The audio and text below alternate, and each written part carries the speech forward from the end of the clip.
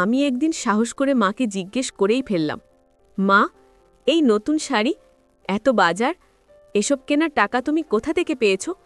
বাবা মারা যাওয়ার পর তুমি তো ছোট্ট একটা কাজ করো, কারখানায় কি তোমার মাইনে বেড়েছে? মা আমার দিকে না তাকিয়েই অন্যমনস্কভাবে উত্তর দিলেন, আরে, এগুলো সব কারখানার মালকিন দিয়েছেন, নতুন ডিজাইন এসেছে, তাই আমাকে পরতে দিয়েছেন দেখার জন্য, আর মাইনেও একটু বেড়েছে। মায়ের উত্তরটা আমার ঠিক বিশ্বাসযোগ্য মনে হলো না, কারণ তার চোখ দুটো কেমন যেন অস্থির দেখাচ্ছিল। একদিন যখন আমি মা যে কারখানায় কাজ করে সেই কারখানায় চুপি চুপি গেলাম এবং সেখানে যা দেখতে পেলাম তাতে আমার চোখ কপালে উঠে গেল। কারণ মা সেখানে, বন্ধুরা, আমার নাম সুনিতা। আমার শৈশবটা ছিল আর 5টা মেয়ের চেয়ে অনেকটাই আলাদা। বাবার আদরে আমি ছিলাম যেন এক রাজকন্যা। বাবা ভুবন মশাই ছিলেন একজন হাসিখুশি এবং অত্যন্ত স্নেহশীল মানুষ। আমার পৃথিবীটা ছিল আমার বাবা মাকেই ঘিরে। প্রতিদিন স্কুল থেকে ফিরে বাবার গলায় ঝাঁপিয়ে পড়াটা ছিল আমার অভ্যাস। বাবাও আমার জন্য প্রতিদিন নতুন নতুন গল্পের বই কিংবা ছোট্ট কিছু উপহার নিয়ে আসতেন। আমাদের সেই ছোট্ট মাটির বাড়ির উঠোনে বাবার হাতে লাগানো ফুলের গন্ধে আমাদের জীবনটা ভরে থাকত। কিন্তু সেই সুখ, সেই নিটোল আনন্দের পৃথিবী বেশি দিন টিকল না। আমার বয়স যখন মাত্র 6 বছর, তখন হঠাৎ আমাদের জীবনে বড় ধাক্কা এলো। আমার বাবা, আমার খেলার সাথী, হঠাৎ করেই আমাদের ছেড়ে না ফেরার দেশে চলে গেলেন। সেদিনও আমি স্কুল থেকে ফিরে বাবাকে খুঁজছিলাম, কিন্তু বাবা ঘরে ফেরেননি।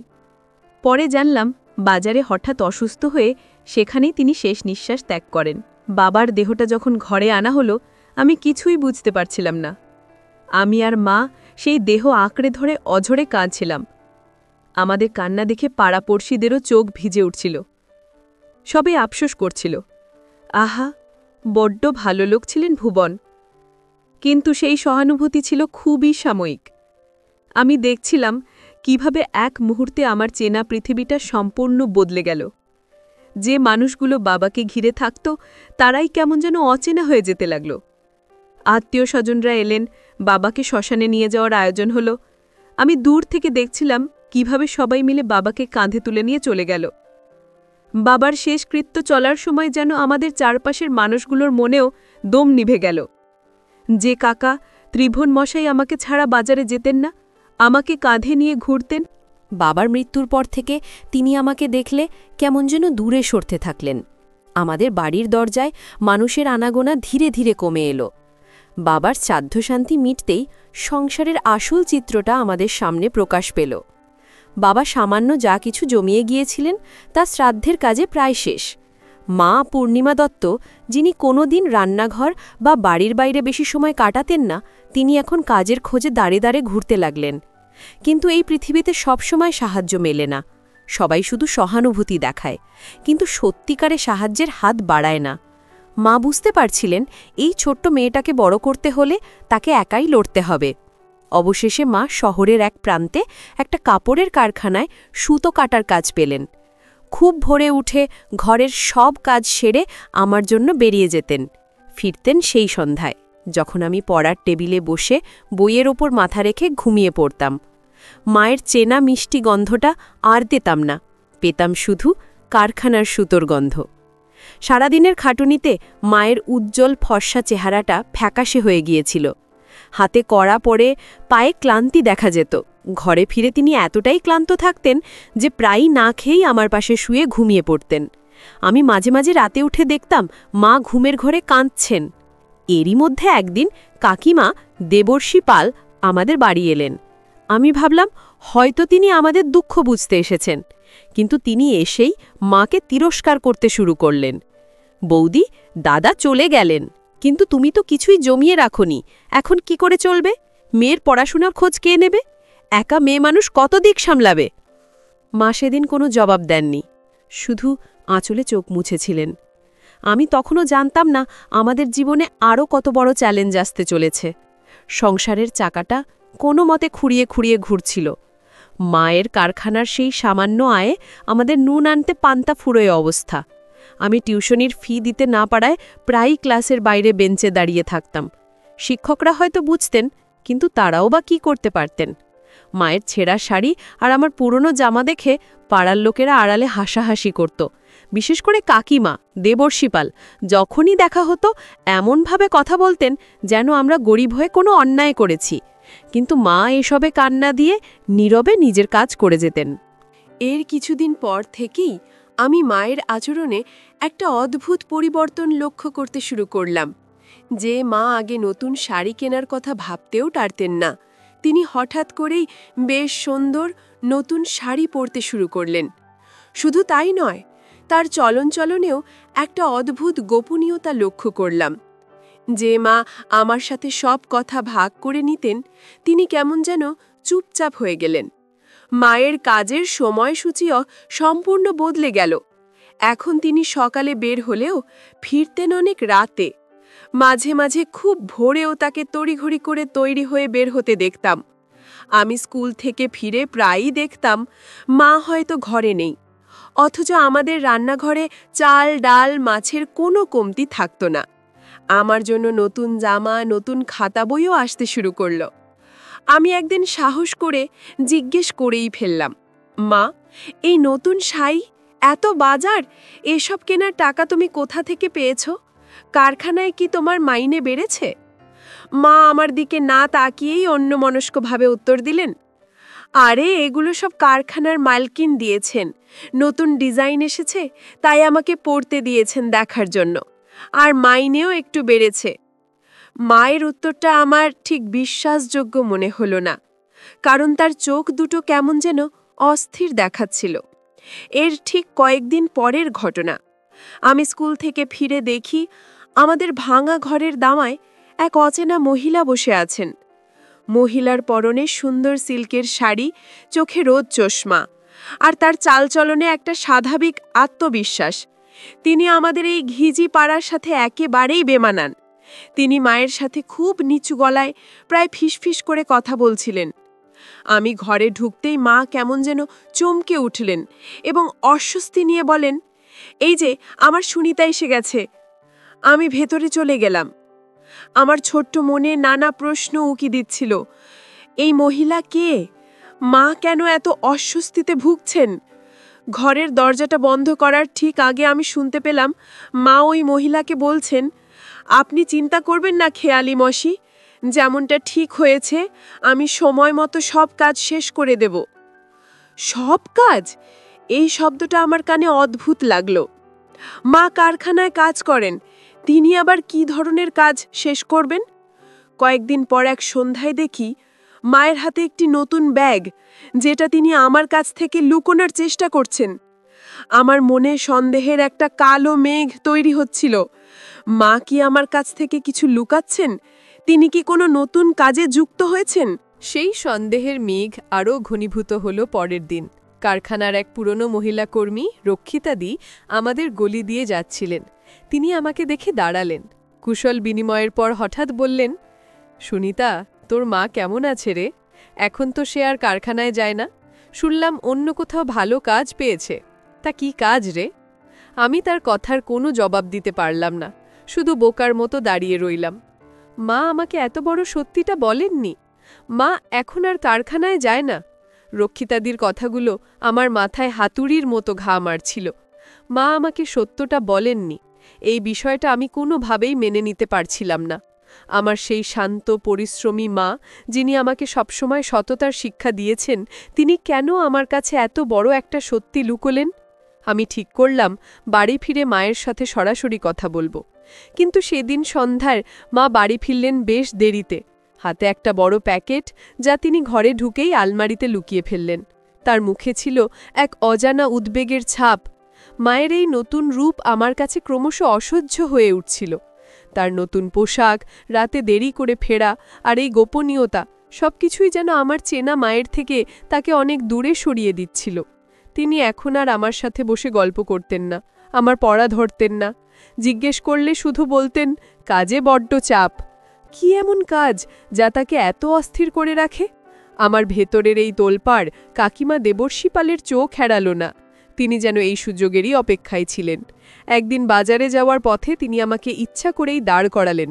কিরে সুনিতা, তোর মায়ের তো এখন বেশ চলতি অবস্থা, আমাদের সঙ্গে তো কথাই বলে না।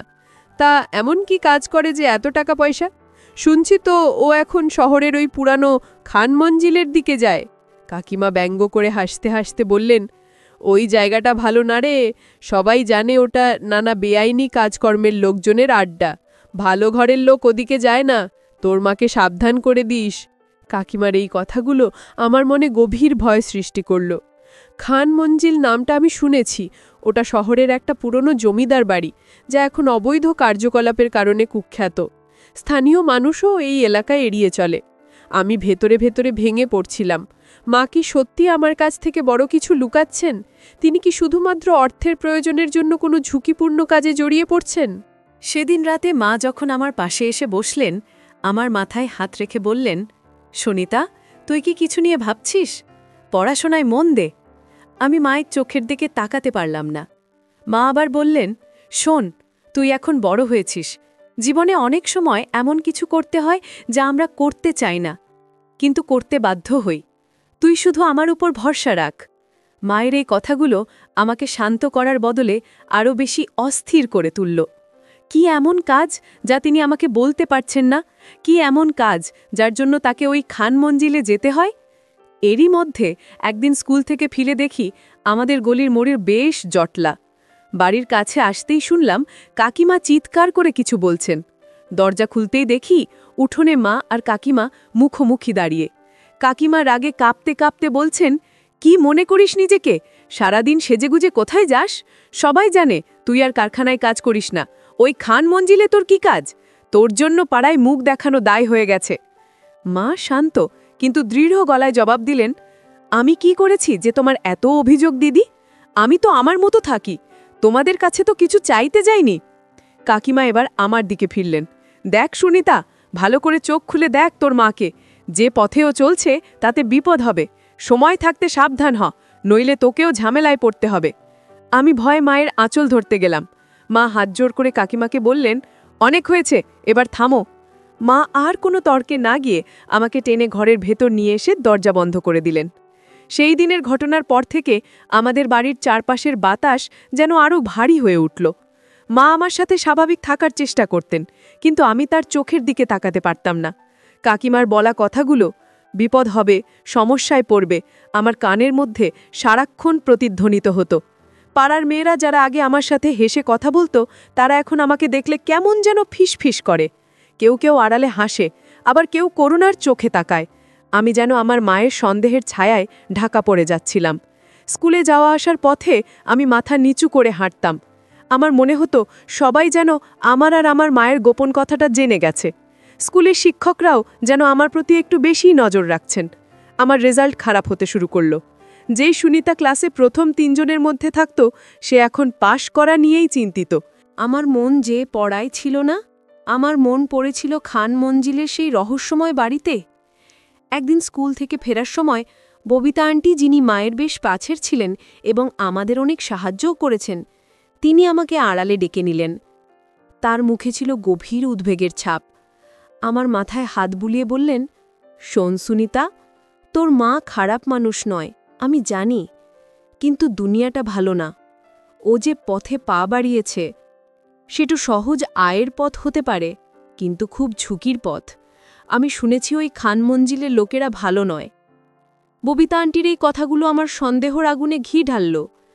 তার মানে সবাই জানে, শুধু আমিই জানি না? মা সত্যিই কোনো বিপদের কাজে জড়িয়ে পড়েছেন?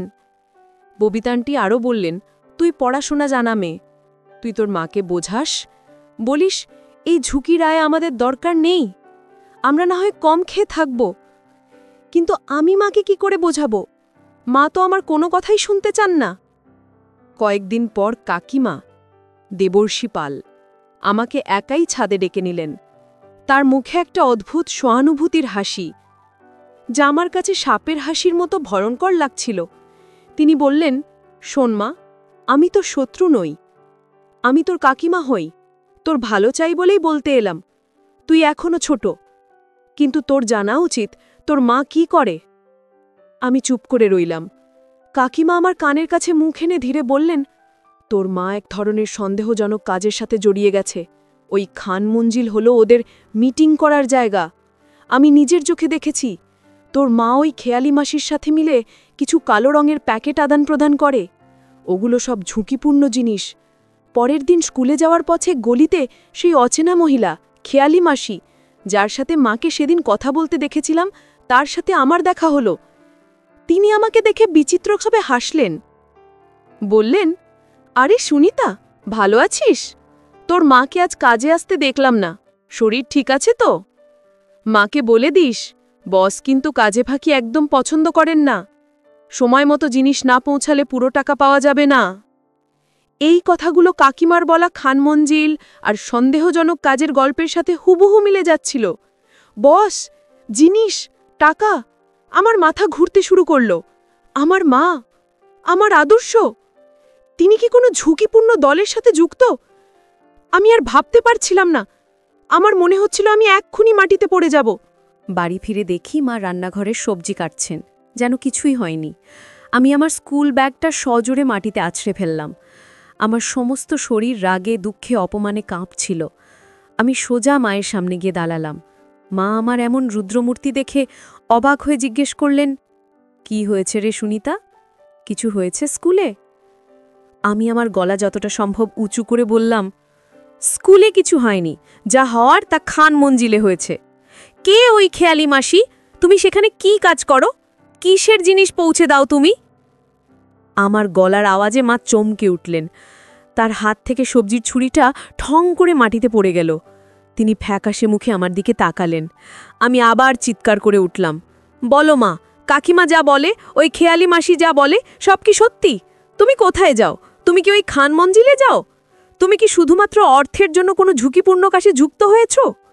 আমার মুখে ঝুঁকিপূর্ণ কাজ শব্দ শুনে মা যেন পাথর হয়ে গেলেন।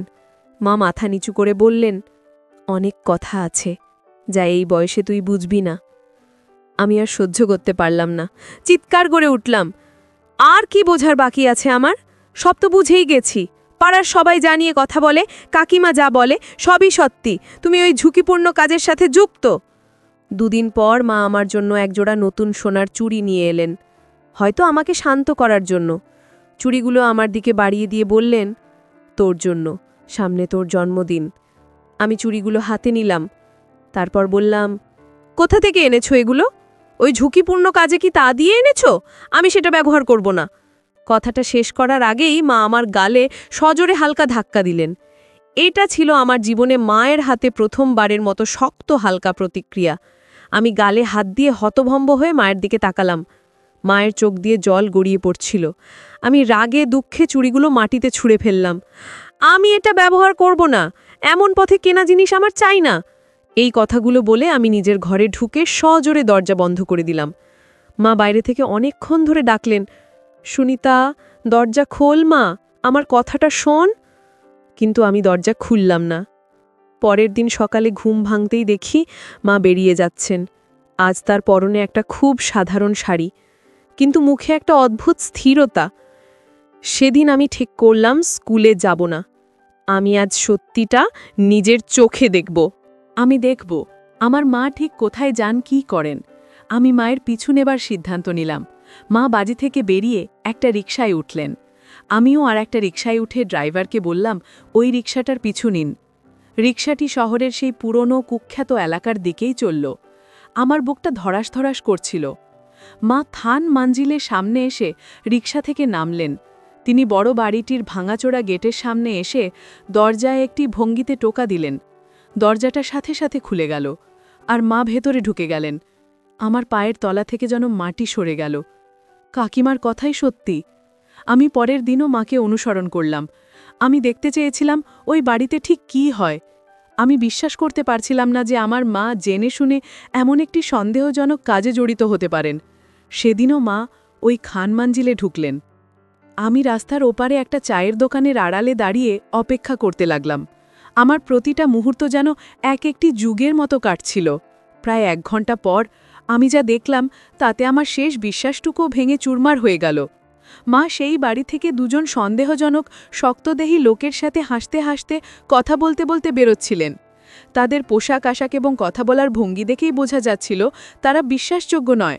মা একদম স্বাভাবিকভাবে তাদের সাথে কথা বলছিলেন, যেন তিনি তাদেরই একজন। তাদের মধ্যে একজন লোক, যার মুখে একটি বড় দাগ, সে মায়ের হাতে একটা ভারী প্যাকেট আর একটা মোটা খামের মতো কিছু তুলে দিল। লোকটা বলল, পূর্ণিমা দেবী, আপনি যা কাজ সামলালেন তাতে আপনার দায়িত্ব পালন খুব ভালো হয়েছে। এই নিন আপনার এই সপ্তাহের ভাগ, বাকি জিনিস আমরা রাতের অন্ধকারে পৌঁছে দেব। মাও হেসে মাথা নেড়ে সেই খামটা আর প্যাকেটটা নিজের ব্যাগে ঢোকালেন। লোকগুলো মায়ের কাঁধে হাত রেখে বিদায় জানালো। এই দৃশ্য দেখে আমার বুক ফেটে গেল। আমার মা, আমার আদর্শ, তিনি সন্দেহজনক কাজে জড়িত লোকদের সাথে হাসি মুখে দেখা করছিলেন। আমি আর সেখানে এক মুহূর্ত দাঁড়াতে পারলাম না। কাঁদতে কাঁদতে বাড়ির দিকে ছুটে চললাম। আমি বাড়ি ফিরে নিজের ঘরের দরজা বন্ধ করে অঝরে কাঁদতে লাগলাম। আমার পৃথিবীটা অন্ধকার হয়ে গিয়েছিল। যে মাকে আমি সবচেয়ে বেশি ভালোবাসতাম, বিশ্বাস করতাম, সেই মাই আমার কাছে সবচেয়ে বড় প্রতারক মনে হচ্ছিলেন।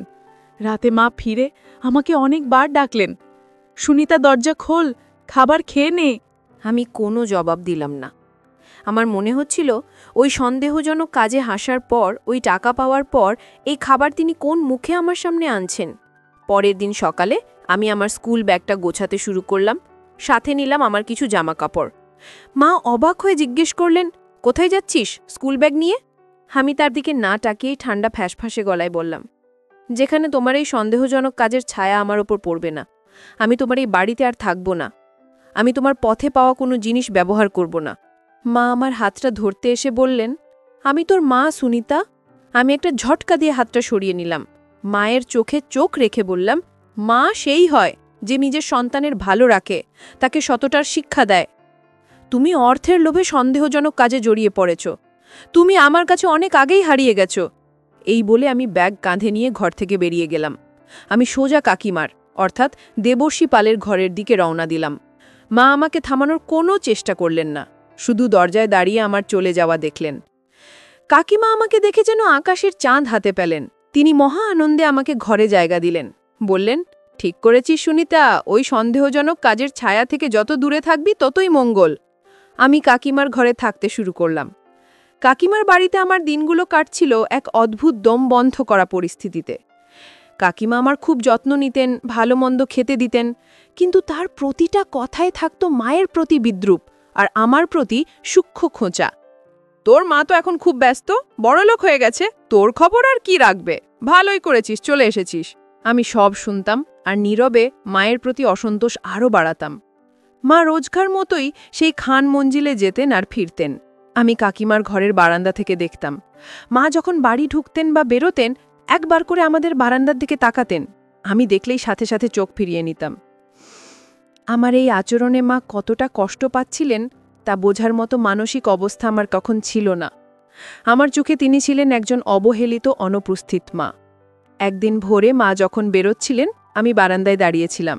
মা একবার আমার দিকে তাকালেন। তার চোখে ছিল গভীর ক্লান্তি আর না বলা একরাশ কথা। তার চোখ দুটো যেন আমাকে মিনতি করছিল, সুনিতা ফিরে আয়। আমি সাথে সাথে মুখ ঘুরিয়ে ঘরের ভেতর চলে গেলাম। মা একটা দীর্ঘশ্বাস ফেলে বেরিয়ে গেলেন। সেদিনই ছিল আমার মাকে জীবন্ত দেখা শেষবার। মা সেদিন রাতে আর বাড়ি ফিরলেন না। পরের দিনও মা ফিরলেন না। আমার মনে অজানা একটা ভয় কাজ করতে শুরু করল। মা যেই পরিস্থিতিতেই থাকুন, তিনি তো আমার মা, তার কিছু হলো না তো? আমি কাকিমাকে বললাম, কিন্তু কাকিমা। দেবর্ষী পাল আমার সেই ভয়কে পাত্তা না দিয়ে বললেন, আরে ওসব নিয়ে ভাবিস না, নিশ্চয়ই কোনো জরুরি কাজে ব্যস্ত আছে, তাই ফিরতে দেরি হচ্ছে। কাকিমার এই কথাটা শুনেও আমি সেদিন প্রতিবাদ করতে পারিনি, কারণ আমার মনেও ঠিক একই সন্দেহ ছিল। তৃতীয় দিনও মা ফিরলেন না। এবার আমার সত্যি সত্যি চিন্তা হতে লাগল। আমার রাগ, অসন্তোষ সব ছাপিয়ে একটা অজানা আতঙ্ক আমার বুক চেপে ধরছিল। আমি ঠিক করলাম আর একদিন দেখব, তারপর আমি নিজেই থানায় যাব। চতুর্থ দিন সকালে আমাদের দরজায় কড়া নাড়ল। আমি দরজা খুলতেই দেখি দুজন লোক দাঁড়িয়ে। তাদের মধ্যে একজনের পরনে পুলিশের পোশাক। পুলিশ অফিসারটি খুব গম্ভীর গলায় জিজ্ঞেস করলেন, আপনার নাম সুনিতা দত্ত? আপনার মায়ের নাম পূর্ণিমা দত্ত? আমি হ্যাঁ সূচক মাথা নাড়তে তিনি আস্তে করে বললেন, আমাদের দুঃখের সাথে জানাতে হচ্ছে আপনার মা একটি দুর্ঘটনায় মারা গেছেন। গতরাতে পুরনো শহরের খান মঞ্জিলে একটি বড় বিপজ্জনক ঘটনা ঘটেছে। পূর্ণিমা দত্ত দেবী সেখানেই ছিলেন। আমার শরীর অবশ হয়ে গেল। আমি বিশ্বাস করতে পারছিলাম না। খান মঞ্জিলে বিপজ্জনক ঘটনা, আমার মা মারা গেছেন। কাকিমা ছুটে এলেন। সব শুনে তিনি বললেন, আমি তো আগেই বলেছিলাম ও ভালো জায়গায় যায় বা, নিশ্চয়ই কোনো ঝুঁকিপূর্ণ পরিস্থিতিতে পড়েছিল। হাসপাতালের মর্গে মায়ের লাশটা সাদা চাদরে ঢাকা ছিল। আমি কাঁপতে কাঁপতে চাদরটা সরালাম।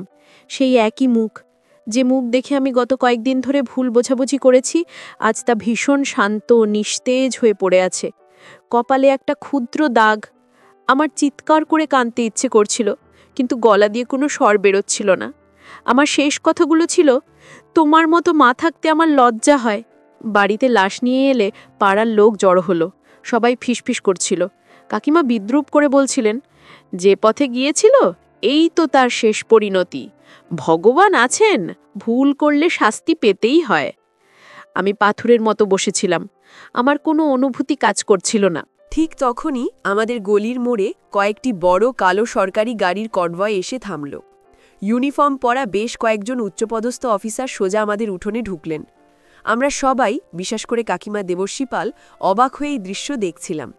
একজন বয়স্ক সুপুরুষ অফিসার সোজা সামনে এগিয়ে এলেন। তিনি মায়ের নিথর দেহি সামনে এসে স্যালিউট করলেন। অফিসারটি আমার দিকে ফিরে তাকালেন। বললেন, আপনি সুনিতা? আপনার মা শ্রীমতী পূর্ণিমা দত্ত আমাদের দেশের একজন সত্যিকারের বীরাঙ্গনা ছিলেন। কাকিমার মুখটা বিস্ময়ে হা হয়ে গেল। অফিসারটি বলতে শুরু করলেন, আপনার মা আমাদের গোয়েন্দা এজেন্সির একজন বিশেষ আন্ডারকভার এজেন্ট ছিলেন। তিনি এমন এক জটিল নেটওয়ার্কের বিরুদ্ধে কাজ করছিলেন, যারা দেশের মূল্যবান প্রত্নতাত্ত্বিক মূর্তি বিদেশে পাচার করত এবং জালনোটের কারবার চালাত। খান মঞ্জিল ছিল তাদের গোপন আস্তানা। অফিসারটি বলে চললেন, এই মিশনটা অত্যন্ত ঝুঁকিপূর্ণ ছিল। আপনার মা পূর্ণিমা দেবী নিজের জীবন বাজি রেখে সেই নেটওয়ার্কে যোগ দেন। তিনি সেই লোকগুলোর সাথে মিশে তাদের বিশ্বাস অর্জন করেছিলেন, যাতে আমরা মূল হোতাদের ধরতে পারি। তার দেওয়া তথ্যের ভিত্তিতেই গতরাতে আমরা রেড করি। আমার সারা শরীর কাঁপছিল। আমি কি শুনছি এসব? অফিসারটি বললেন, রেডের সময় অপরাধীরা বিপদ তৈরি করে। আপনার মা পারতেন সবার আগে বেরিয়ে আসতে, কিন্তু তিনি তা না করে আমাদের দুজন আহত অফিসারকে বাঁচাতে গিয়ে নিজে আটকে পড়েন। তিনি নিজের জীবন দিয়ে বহু মানুষের জীবন রক্ষা করেছেন। আমরা তার এই আত্মত্যাগের জন্য গর্বিত। ঠিক তখনই ভিড় ঠেলে এগিয়ে এলেন খেয়ালি মাসি। আজ তার পরনে দামি শাড়ি নয়, পুলিশের ইউনিফর্ম। তার চোখে জল। তিনি বললেন, সুনিতা, আমাকে ক্ষমা করিস। যে মাকে তুই ভুল বুঝেছিস, সে ছিল আমার দেখা সবচেয়ে সাহসী অফিসার। আমিই তার হ্যান্ডলার ছিলাম। তার সাথে ওই সব কঠোর ব্যবহার, উচ্চপদস্থ ভয় দেখানো, সবই ছিল আমাদের পরিকল্পনার অংশ, যাতে শত্রুরা তাকে সন্দেহ না করে। অফিসারটি আমার হাতে ভাঁজ করা একটা জাতীয় পতাকা এবং একটি চিঠি তুলে দিলেন। আপনার মায়ের নির্দেশ ছিল এই চিঠিটি যেন তার মৃত্যুর পরে আপনাকে দেওয়া হয়। শ্মশানে মায়ের অন্ত্যেষ্টিক্রিয়া রাষ্ট্রীয় মর্যাদায় সম্পন্ন হল। বাড়ি ফিরে আমি মায়ের দেওয়া চিঠিটা খুললাম। তাতে লেখা, সুনিতা মা, আমি জানি তুই আমাকে ভুল বুঝেছিস। আমি চাইলেও তোকে সত্যিটা বলতে পারিনি, কারণ তাতে তোর জীবন বিপন্ন হতো। আমি চাইতাম তুই সাধারণ জীবনযাপন করিস। এই পাসবুকে যে টাকা আছে তা তোর ভবিষ্যতের জন্য। মন দিয়ে পড়বি। আমি হয়তো তোর কাছে ভালো মা হতে পারলাম না, কিন্তু আমি আমার দেশকে ভালোবাসতাম। আমি পাসবুক খুলে দেখলাম তাতে 50 লক্ষ টাকা জমা, সরকারের দেওয়া পুরস্কার। যে টাকাকে আমি একদিন ঘৃণায় অপরাধের টাকা বলেছিলাম, আজ তা আমার কাছে আমার মায়ের আত্মত্যাগের সবচেয়ে বড় প্রমাণ। আমি মায়ের ছবির সামনে মাটিতে মাথা ঠুকতে লাগলাম। কাঁদতে কাঁদতে বললাম, মা, আমাকে ক্ষমা করে দাও। আমি তোমাকে কখনো ঠিক বুঝতে পারিনি। বন্ধুরা, সেদিন আমি বুঝতে পেরেছিলাম, যা দেখা যায় তা সবসময় সত্যি নাও হতে পারে। আসল সত্যটা হয়তো আপনার ধারণার থেকেও অনেক বেশি মহৎ। বন্ধুরা, এই গল্প থেকে আমরা শিখতে পারি যে জীবনে সবকিছু যা দেখি বা শুনি তা সর্বদা সত্য নাও হতে পারে। অনেক সময় আমাদের চারপাশের গুজব, সন্দেহ বা অসম্পূর্ণ তথ্য আমাদেরকে ভুল পথে নিয়ে যায়, যেমন সুনিতা তার মায়ের প্রতি করেছিল। সত্যকে জানার জন্য ধৈর্য, বিশ্বাস এবং অনুসন্ধান দরকার। বিশেষ করে পরিবারের সদস্যদের প্রতি অন্ধবিশ্বাস রাখা উচিত, কারণ তাদের কাজের পিছনে হয়তো একটা বড় উদ্দেশ্য লুকিয়ে থাকে, যেমন দেশের সেবা বা আত্মত্যাগ। এই গল্প আমাদের মনে করিয়ে দেয় যে দ্রুত সিদ্ধান্ত নেওয়ার পরিবর্তে সত্যের গভীরে যাওয়া উচিত, যাতে আমরা কখনো আফসোস না করে। আর সবচেয়ে বড় শিক্ষা, মায়ের মতো কেউ যদি নীরবে লড়াই করে তাকে সম্মান করুন, কারণ তাদের ভালোবাসা সীমাহীন। বন্ধুরা, গল্পটি ভালো লাগলে লাইক, শেয়ার এবং সাবস্ক্রাইব করে পাশে থাকবেন। সবাইকে ধন্যবাদ।